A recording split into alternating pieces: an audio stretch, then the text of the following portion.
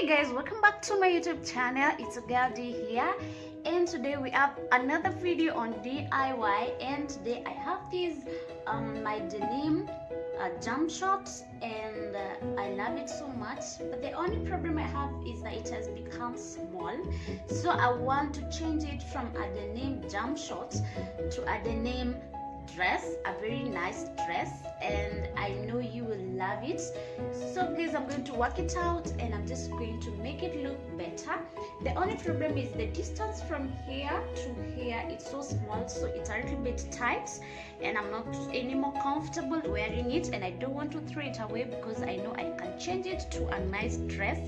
So this is what I'm going to do, guys. I'm just going to move this seaming thread and then make my remove it. And guys, I just had to just open it, and then I'm just going to